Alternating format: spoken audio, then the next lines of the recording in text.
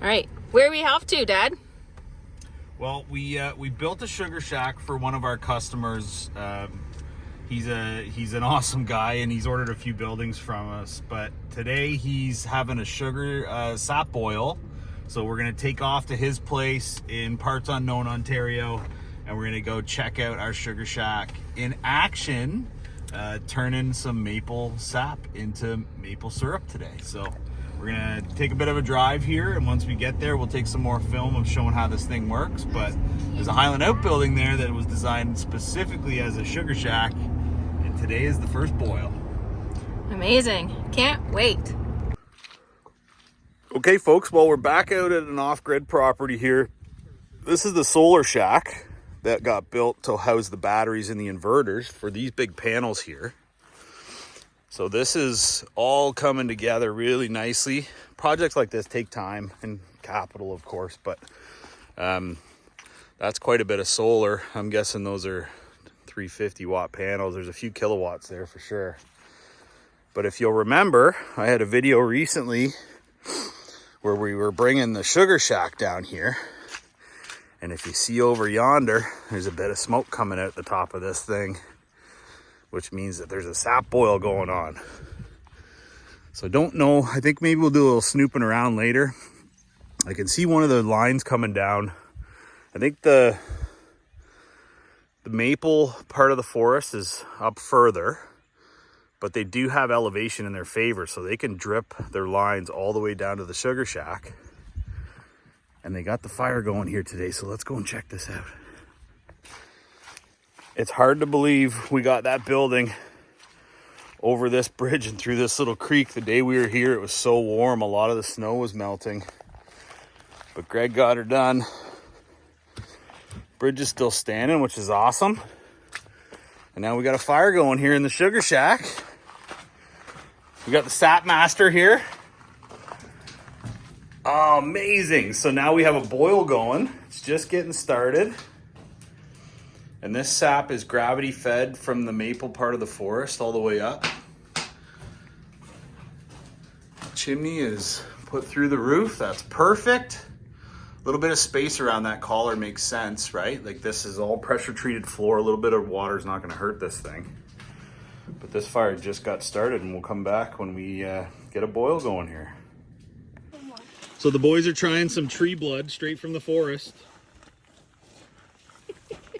That's so Look at that. What's it taste like? Just like very sweet water. It's like sweeter water, and it's actually good. It tastes like honey mixed with salt. So this is all gravity fed, right? Yeah. There's no pump in the system whatsoever. So this line runs its way back in there. Maybe you guys want to go for a little walk up here. Yes. Yeah.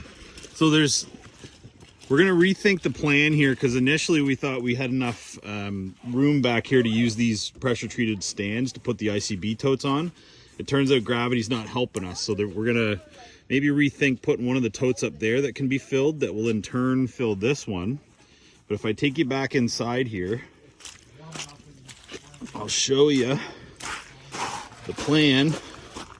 And this is just getting rolling, so once this thing gets ripping better, we'll get some more footage.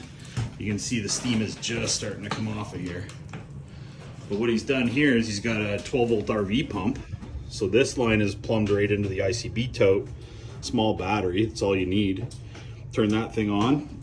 The hose is long enough to fill this back up once this boils down a little bit. This is a really nice setup. This is Mother Nature at her finest, folks. Fully gravity fed. I wouldn't know how to quantify the amount of sap that's going in here, but you can see it's working its way in. So this is a food grade ICB tote, and once this is full, I'm sure he's got like I'm not sure what the meter is called, but a sweetness monitor, and once the sap boils down, you just add more. And this tube is in here, run off that pump.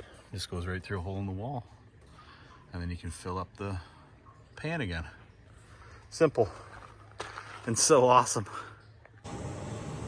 So the boil is just beginning. You can see the start of it's about to get a very aggressive boil. This is a nice sized pan. You can see some steam coming off there. That'll be in 5 minutes or so, a little more aggressive. Okay, so sap's still flowing nicely here. So what we're doing now until it gets a little more permanent setup is this hose is a little too short. So we're just holding it down into the bottom of the ICB tote to fill up a 5-gallon bucket inside. And I think there'll be provisions made for a more permanent setup that the sap can go directly into the, what do you call it, a pan? Evaporator pan. The evaporator pan versus having to dump with a bucket, but this is working for now. And you said you're pulling 400 liters a week kind of thing out of the forest right now? About that, yeah.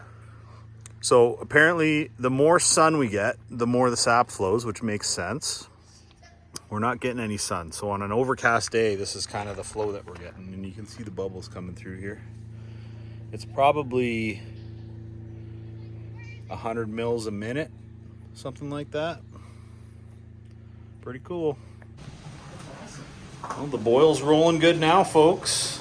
So we're adding sap. You can actually see it changing color just a little bit. And our system here for having this roof open up is working perfectly. There's no additional humidity. Got the door wide open over here. Working out pretty good. Highland Outbuildings' first ever sugar shack. It makes it sound just like What's that? you're like, oh yeah, we have a blower. It's really common. Well, so here we go, folks. The sap's flowing. The boil's boiling. It's a beautiful, balmy day here in March in somewhere Ontario. But the coolest thing about having your own maple syrup, your own sugar shack, is the girls are laughing, the friends are over, and this has turned into a family affair. You got a piece of property and you need a sugar shack, give us a call, HighlandOutbuildings.com. We're happy to hang out in the mud with you. Creekside. I'm watching the steam come right at the top. Have a great day, folks.